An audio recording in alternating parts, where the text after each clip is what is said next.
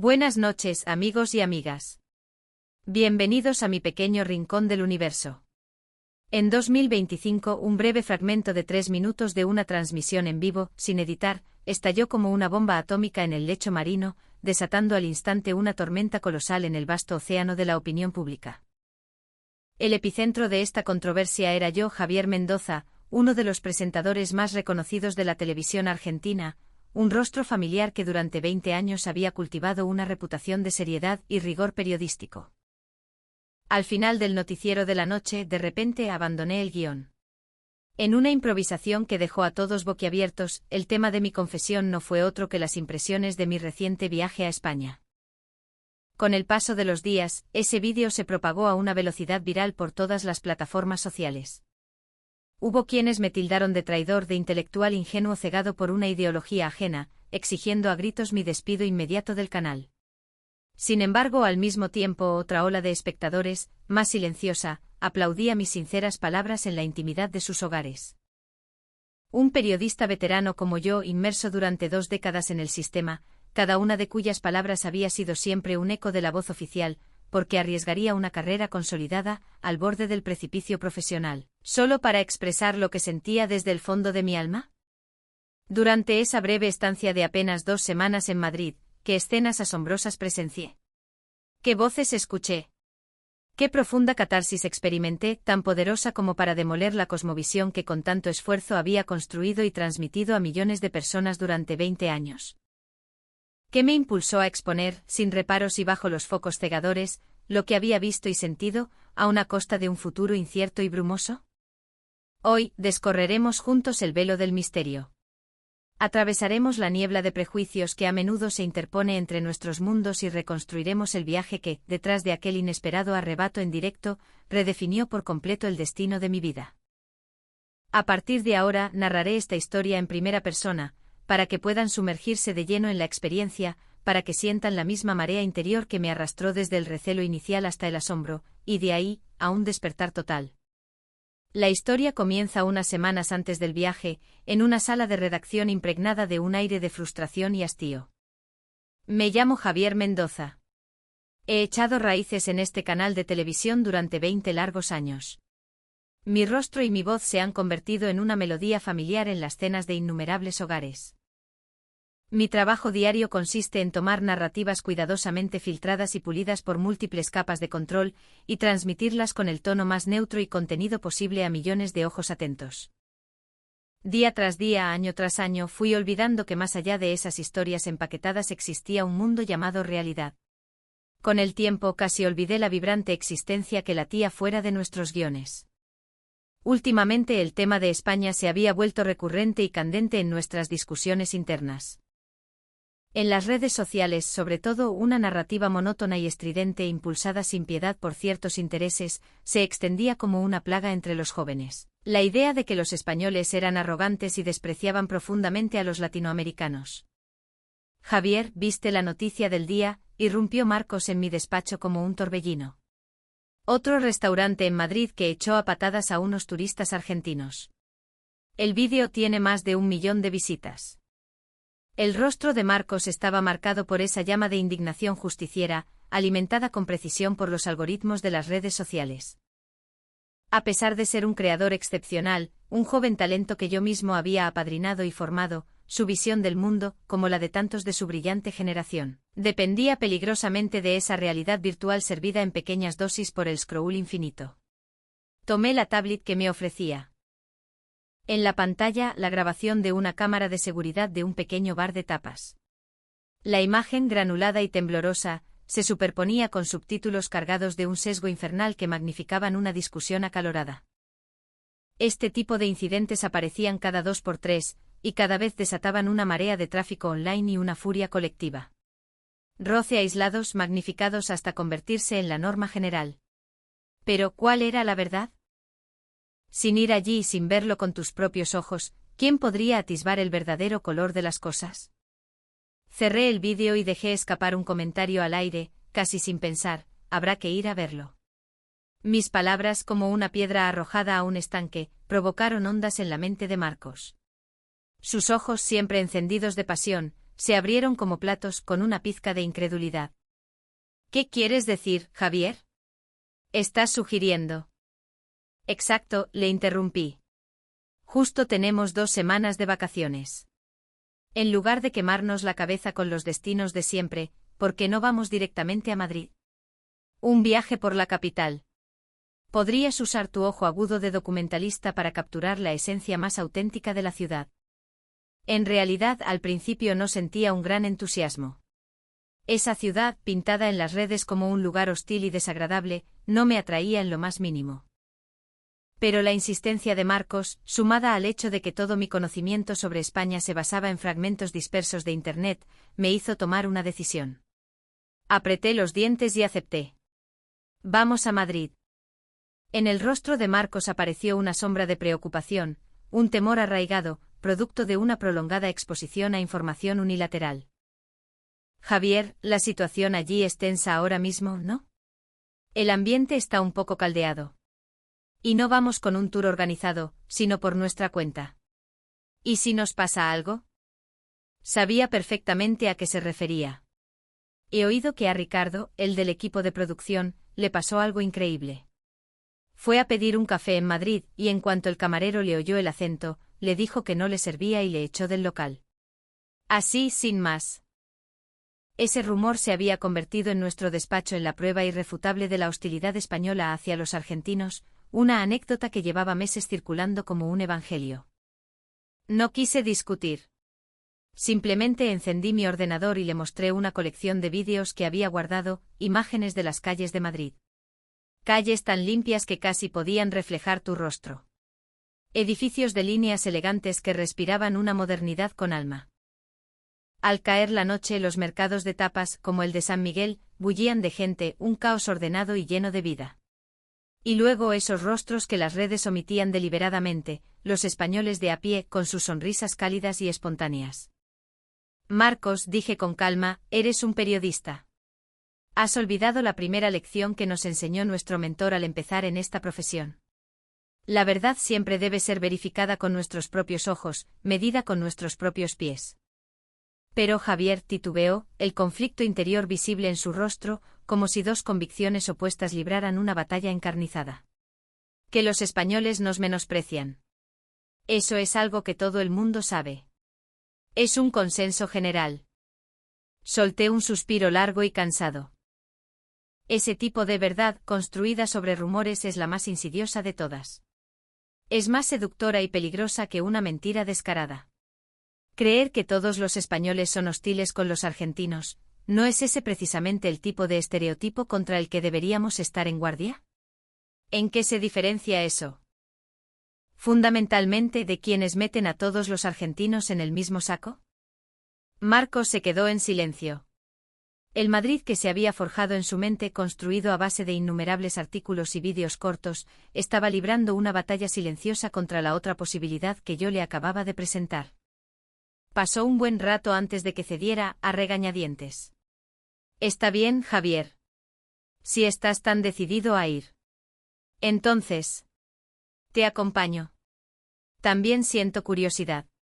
Quiero ver por mí mismo si todo lo que creo es verdad o no. Esa noche me sumergí en Internet buscando guías de viaje sobre Madrid. Desde cómo llegar del aeropuerto de Barajas al centro de la ciudad hasta cómo reservar entradas para esos rincones secretos y llenos de encanto. Tracé una ruta meticulosa, anotando cada detalle. Pero la preocupación de Marcos seguía rondando en mi mente como un fantasma. ¿Era Madrid de verdad ese lugar peligroso y hostil que pintaban en Internet? No, me dije a mí mismo. Eres Javier Mendoza. Eres un periodista. Tienes que ir en persona y descubrir el velo de la verdad. Esa determinación disipó todas mis dudas. Saqué mi pasaporte, comprobé la fecha de caducidad. En 2 semanas aterrizaríamos en esa tierra que se sentía a la vez tan familiar y tan distante. ¿Qué revelaciones impactantes nos esperarían allí?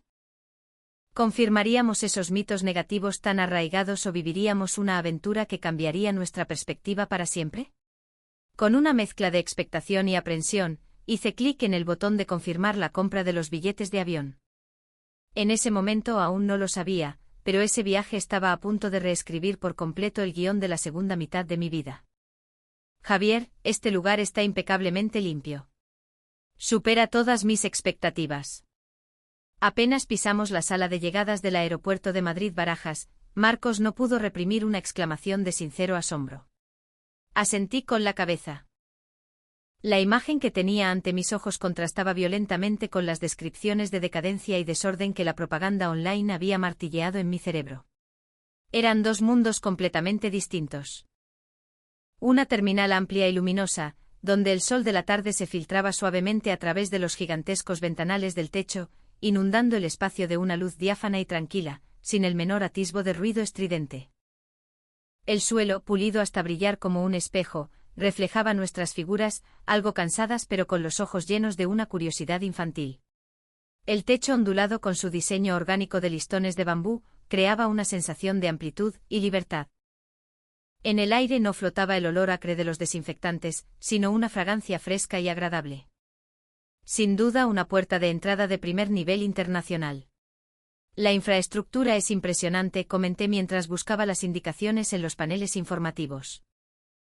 Los letreros claros y concisos mostraban la información en español, inglés y otros idiomas, facilitando la orientación para los recién llegados como nosotros. Todo parecía diseñado para ser intuitivo, sin barreras. Marcos miraba a su alrededor como un explorador en un territorio desconocido. Javier, mira. Hay un control de pasaportes automático. ¿Probamos? Siguiendo su entusiasmo, nos acercamos a una fila de máquinas de alta tecnología.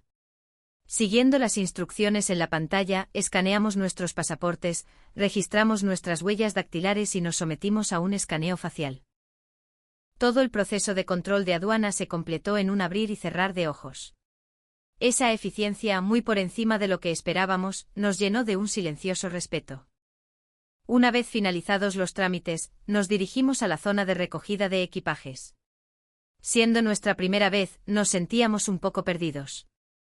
Mientras estábamos en medio del vestíbulo con un mapa desplegado, intentando orientarnos, una voz suave nos llegó desde un lado. ¿Necesitan ayuda? Al levantar la vista, vimos a un empleado del aeropuerto, vestido con un uniforme azul.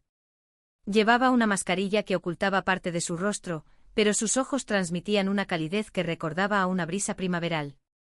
Nos sonreía amablemente. Le pregunté en mi español rioplatense por la cinta de equipajes de nuestro vuelo.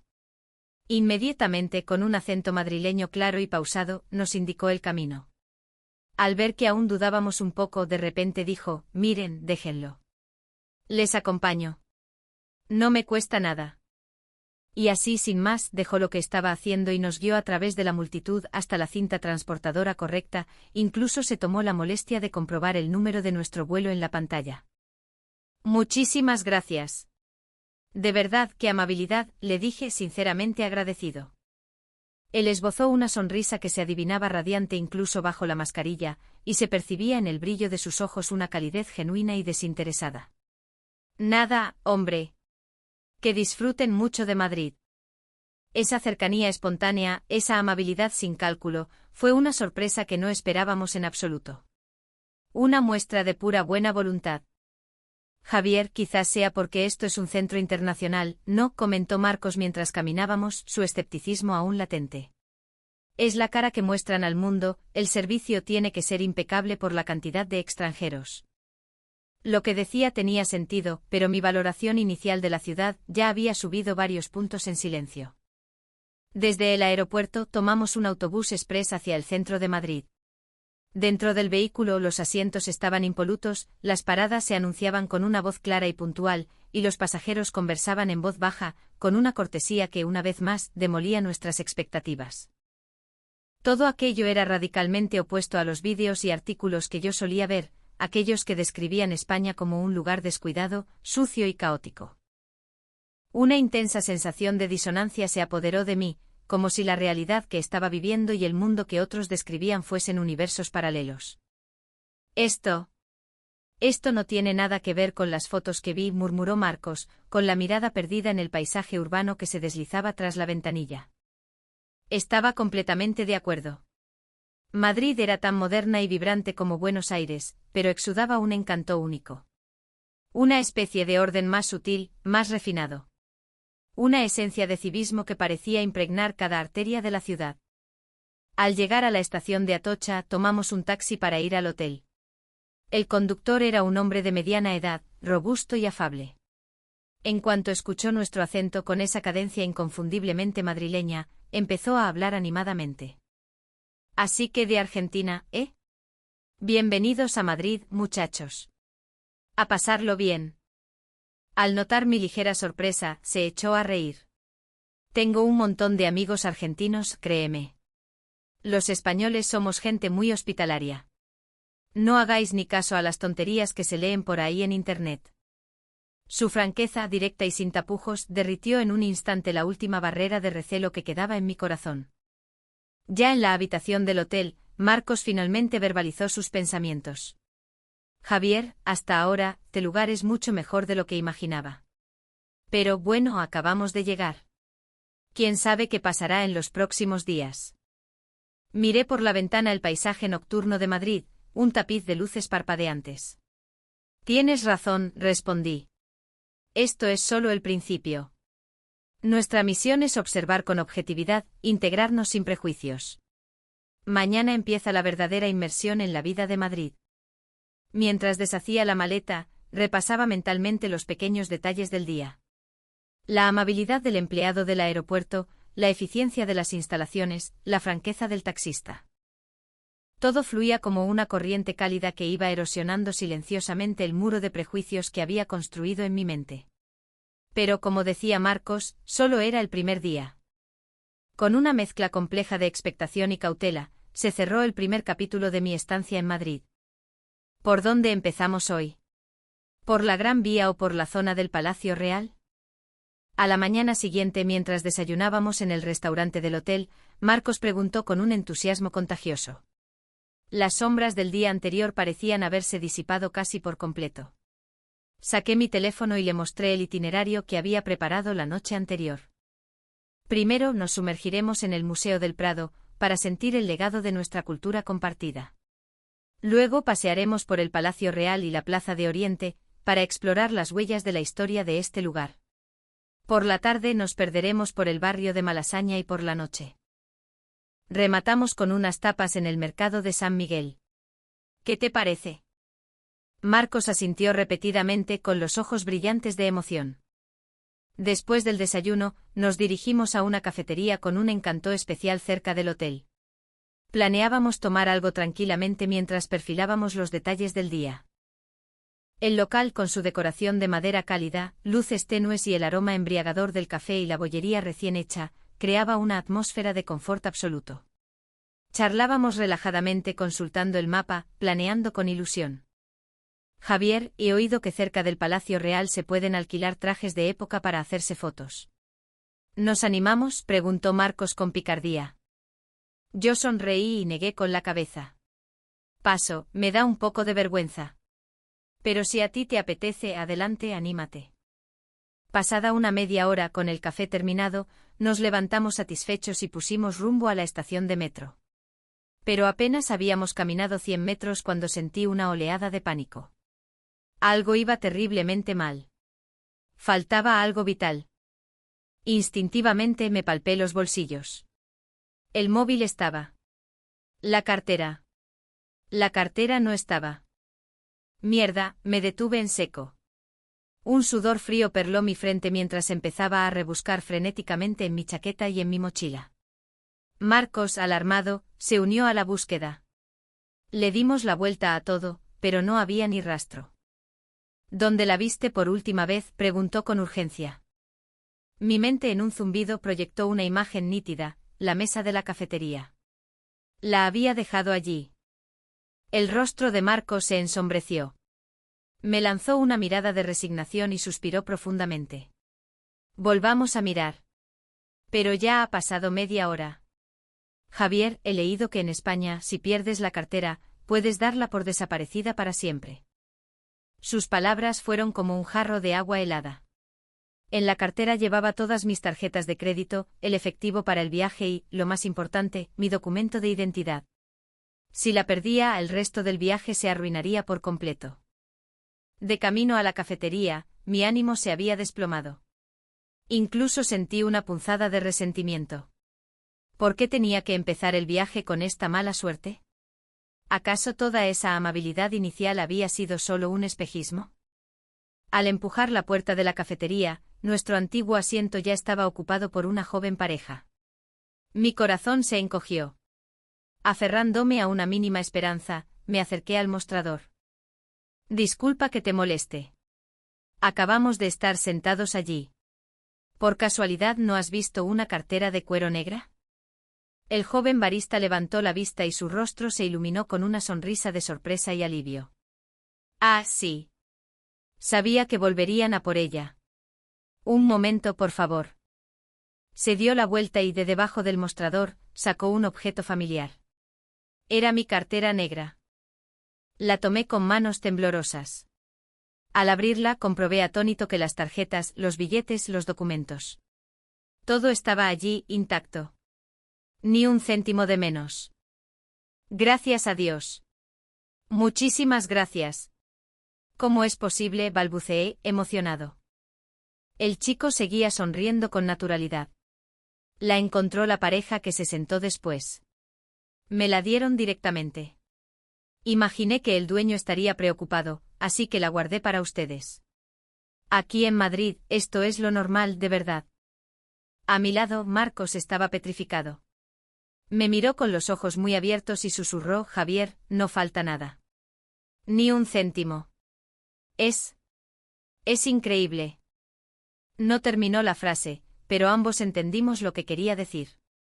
La probabilidad de recuperar una cartera intacta en una cafetería abarrotada de cualquier otra gran ciudad del mundo era prácticamente nula. De verdad, mil gracias, repetí, haciendo una pequeña reverencia al barista. De nada, hombre. Tengan más cuidado la próxima vez. Que disfruten del día. Al salir de la cafetería, la luz del sol parecía más cálida y reconfortante que nunca. Marcos no pudo contenerse más. Javier, ¿crees que hemos tenido suerte o que los españoles son así de fiables por naturaleza? Me lo pensé un momento antes de responder. Sería precipitado sacar conclusiones con una sola experiencia. Pero este comienzo. El impacto es innegable. Sigamos observando. Visitamos el Palacio Real y los jardines de Sabatini. El peso de la historia nos dejó física y mentalmente agotados, así que decidimos ir a la ribera del Manzanares, al Parque de Madrid-Río, para descansar y ver el atardecer. Para llegar, un taxi era más rápido y cómodo que el transporte público. Paramos un taxi blanco con una franja roja en la puerta en plena calle. Al Parque de Madrid-Río, por favor. Gracias. El conductor asintió y puso en marcha el taxímetro. El paisaje urbano de Madrid se deslizaba lentamente tras la ventanilla. Saqué mi móvil para enseñarle a Marcos las fotos que había hecho ese día. Esta es buenísima. Captaste perfectamente la majestuosidad del palacio, exclamó Marcos, señalando la pantalla. Mientras comentábamos las fotos y charlábamos, llegamos a nuestro destino sin darnos cuenta. Ya hemos llegado, señores, nos avisó el conductor. Apresuradamente pagamos, le dimos las gracias y salimos del coche para adentrarnos en el parque. Madrid-Río era un espacio magníficamente diseñado. Multitud de madrileños paseaban en bicicleta o corrían por sus senderos. El ancho cauce del río y los puentes modernos en la distancia componían una escena tranquila y vibrante a la vez. ¡Qué maravilla! El ambiente es totalmente diferente al de la costanera en Buenos Aires, comentó Marcos, admirado. Encontramos un banco libre, nos sentamos y sacamos unas botellas de agua de la mochila, dispuestos a disfrutar de ese merecido descanso. Y fue en ese preciso instante cuando una alarma sonó en mi cabeza. ¿Y mi móvil? Me palpé todos los bolsillos, vacié la mochila. No había ni rastro del teléfono. De repente un escalofrío me recorrió la espalda. Marcos, ¿has visto mi móvil? Él también se puso a buscar, pero el teléfono parecía haberse desvanecido. Javier. En el coche me estabas enseñando las fotos, dijo Marcos con el rostro pálido como el papel. Mierda. Seguro que se ha quedado en el taxi. Soltó un largo suspiro. Primero la cartera, ahora el móvil. Javier, me temo que esta vez sí que podemos despedirnos del teléfono. Mi corazón también se hundió. En el móvil tenía todos mis contactos importantes, todas las fotos y vídeos del viaje y un sinfín de documentos esenciales para el regreso. ¿Qué podemos hacer? Si al menos nos hubiéramos fijado en la matrícula, se lamentó Marcos. Mi mente era un caos, pero un instante después, una idea fugaz brilló en la oscuridad. La increíble experiencia de la mañana me daba un hilo de esperanza. Vamos. A la comisaría. Quizás ellos puedan ayudarnos. Marcos me miró con escepticismo, pero me siguió. Buscó en su móvil y encontró una pequeña comisaría de policía no muy lejos de allí. Al entrar en la comisaría, nos recibió una sala de espera luminosa y ordenada, una atmósfera de calma y eficiencia que nos tranquilizó al instante. En el mostrador de atención al ciudadano nos atendió un joven agente de policía. Nos sonrió amablemente y preguntó: «Buenas tardes, señores. ¿En qué puedo ayudarles?». Le expliqué detalladamente lo que había sucedido, cómo había perdido el móvil en el taxi. El agente escuchó pacientemente hasta el final y luego dijo: «De acuerdo. Dígame, por favor, más o menos a qué hora cogieron el taxi, qué ruta siguieron, cuál era el destino y la marca del teléfono». Le proporcionamos toda la información que pudimos recordar. Mientras tecleaba en su ordenador, nos tranquilizó con voz suave: «Muy bien.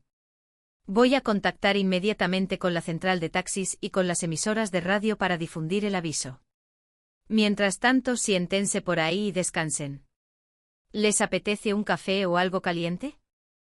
No solo se ocupó del asunto con una diligencia asombrosa, sino que él mismo nos preparó 2 cafés calientes. Esa atención, tan considerada y humana, nos dejó de nuevo sin palabras. Pasados unos 20 minutos, sonó el teléfono del agente. Tras colgar, se acercó a nosotros con una sonrisa radiante. «Buenas noticias. El taxista encontró su móvil. Ya viene de camino para entregárselo. Calcula que tardará una media hora en llegar». Casi no podía creer lo que oía. Marcos me miró estupefacto. «¿De verdad? ¿El taxista viene a propósito a traerlo?». El agente asintió con total naturalidad, como si estuviera hablando del tiempo. «Sí, claro. Aquí en Madrid estas cosas son muy habituales. Los taxistas son gente muy responsable. La mayoría de las veces, si encuentran algo, lo llevan a la comisaría o lo entregan directamente al dueño». Media hora después, tal y como había dicho, el taxista entró en la comisaría con mi móvil en la mano. Me reconoció al instante y se acercó a grandes zancadas para devolvérmelo. Lo vio el siguiente pasajero que se sentó detrás. Menos mal que la policía actuó rápido. Así se lo he podido devolver a tiempo. Le di las gracias una y otra vez, intentando darle una propina como muestra de agradecimiento, pero él la rechazó con una sonrisa campechana. «¿Qué va, hombre? Es mi trabajo. No es nada». Al salir de la comisaría, mientras paseábamos por las calles de Madrid, Marcos finalmente rompió el silencio. «Esto es surrealista. 2 pérdidas importantes en un solo día, y las 2 veces recuperamos todo intacto. Javier, ¿qué piensas de todo esto?». Medité mis palabras durante un buen rato antes de contestar en voz baja. «Sinceramente estoy completamente descolocado. Si esto hubiera pasado en casa, ya me habría dado por vencido hace horas. Pero aquí. Parece que lo consideran lo más normal del mundo, como si fuera su deber cívico». El impacto de esta segunda experiencia superó incluso la alegría de haber recuperado la cartera. Ya no era una coincidencia aislada. Era una muestra de una calidez social generalizada. Pero no pude evitar preguntarme si esta era la realidad cotidiana de España, de dónde surgían entonces todas esas narrativas online cargadas de hostilidad y resentimiento. ¿Quién estaba avivando deliberadamente el conflicto, ocultando estos actos de bondad sencillos pero conmovedores? ¿Qué tan alto era el muro que se había construido entre nuestra percepción y la realidad? Con estas preguntas pesando en mi mente, tomé una decisión. Contactaría con un veterano periodista español que me habían recomendado. Quería escuchar de primera mano la verdadera voz de la gente de aquí. Al día siguiente, según lo acordado, visitamos la redacción de uno de los principales periódicos de Madrid para reunirnos con el señor Carlos Vargas, un reputado editor. Señor Vargas, un placer. Este es mi compañero, Marcos.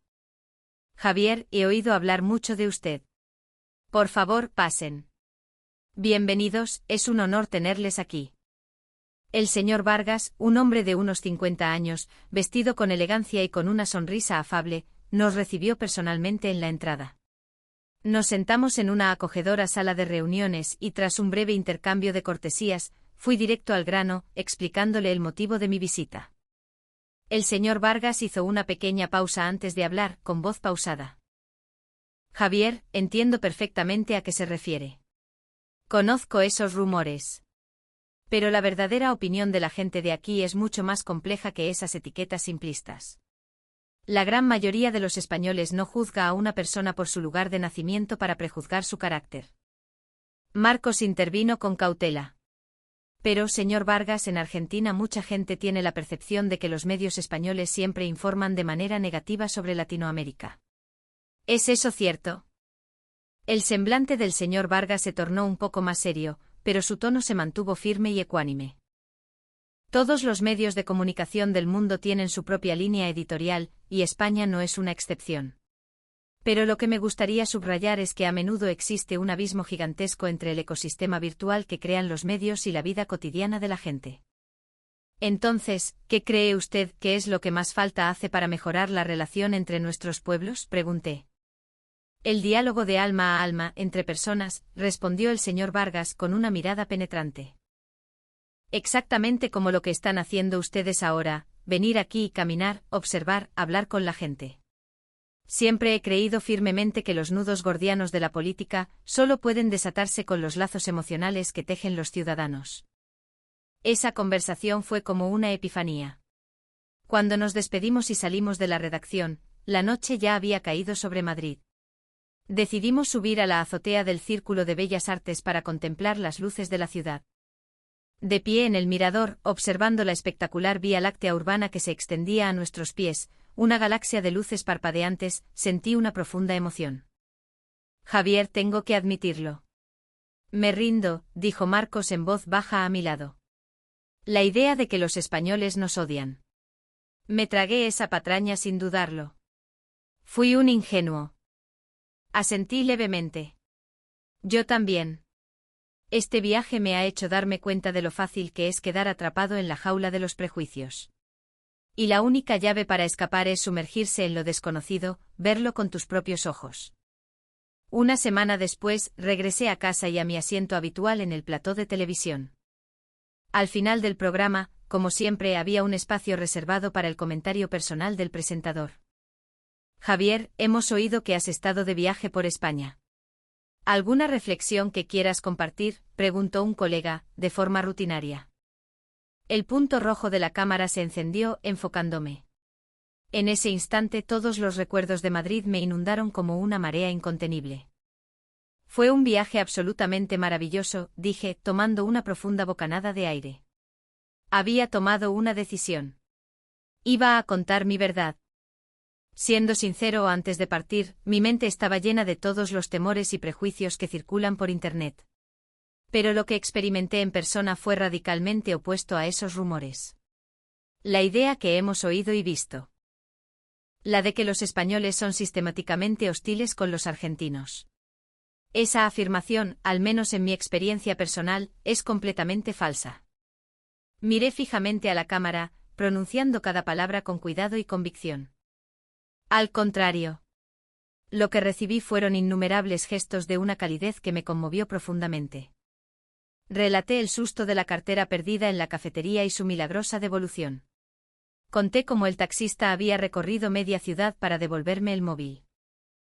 Mencioné la amabilidad de la señora del puesto de mercado que nos ofreció probar de todo con una sonrisa generosa, y otros tantos momentos pequeños pero invaluables. Aunque estas no sean hazañas heroicas que cambien el mundo, continué, son precisamente estos pequeños pero sinceros actos de bondad de la gente común los que definen la verdadera temperatura de una sociedad. Nos dejamos arrastrar con demasiada facilidad por discursos llenos de ira. Magnificados hasta el infinito, Y olvidamos que al otro lado del océano hay gente corriente, gente como nosotros, dispuesta a ayudar a un desconocido sin pedir nada a cambio. La transmisión de hoy llega a su fin. Aquella confesión improvisada de Javier Mendoza, como ya saben, desató una tormenta en las redes y cubrió su futuro profesional con una nube de incertidumbre. Pero para él, quizás, derribar los muros de su propia prisión mental era mucho más valioso que conservar un trono de plata en un plató de televisión. Si esta historia ha tocado tu corazón, recuerda darle a me gusta y suscribirte a mi canal. La próxima vez te traeré más historias fascinantes. Hasta pronto.